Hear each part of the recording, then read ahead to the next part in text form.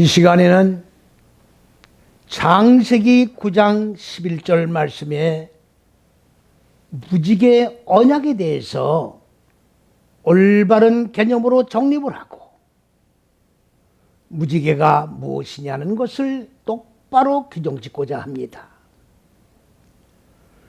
무지개라고 하는 것은 우리가 현상적으로 비가 온 다음에 하늘에 떠 있는 그런 무지개로 많은 사람들은 인식을 하고 이제 무지개가 뜨면 비가 오지 않을 것이다 라고 생각을 합니다. 바로 이 생각의 근원은 어디에 있느냐? 하나님께서 말씀하신 곳에 근거를 두고 있기 때문입니다. 내가 구름 안에 무지개를 두었나니 구름 속에 무지개가 뜨면 홍수가 더 이상 인간들 마음 땅에 내리지 아니하리라 약속을 해 주신 겁니다. 이런 구름이 뭡니까? 구름은 현상적인 저 창공에 떠 있는 구름이 아닙니다. 첫째에서 여섯째 시기의 법으로 인간 무지의 마음 땅의 얼굴들이 완전히 깨트려지고 하나님의 얼굴 그리스도 예수의 얼굴로 바꿔져서 하늘들의 얼굴이 무적의 얼굴들을 덮은 것을 구름이라고 얘기하는 겁니다. 오늘 이 구름 속에 무지개가 뜨면, 무지개라고 하는 말은 히브리어로 카세트라고 하는 말입니다.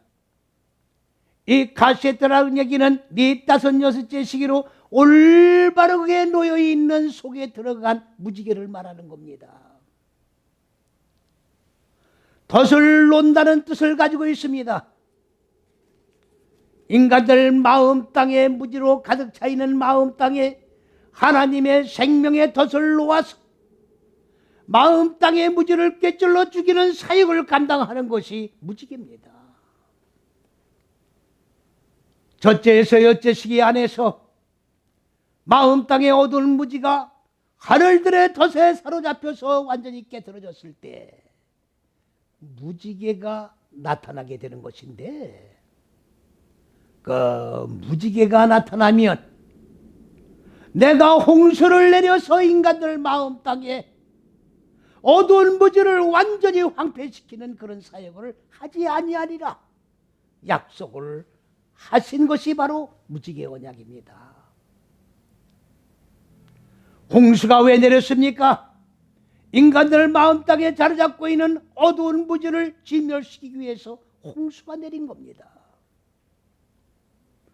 이제 홍수가 내림으로 말미암아 인간들 마음 땅에 어두운 무지는 다 진멸을 당했습니다.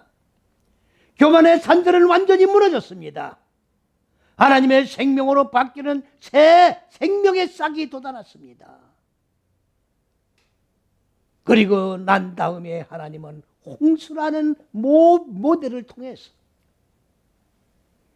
홍수가 나면 이렇게 진멸을 당한다고 하는 하나님의 진로라고 하는 상징적 의미를 홍수를 통해서 교훈해 주시고, 이제부터는 구름 안에 무지개가 뜨면 홍수는 절대로 내리지 아니하리라. 무지개는 첫째에서 여째 시기가 다 끝난 것이 무지개입니다. 마음 땅에 어두운 무지가 다 진멸당한 것이 무지개입니다. 이 증표가 무지개입니다. 무지가 다 소멸되면 홍수는 내릴 이유가 없는 겁니다. 무지가 완전히 깨지고 하나님의 생명으로 지식의 빛으로 바꿔졌는데 홍수가 왜 내립니까?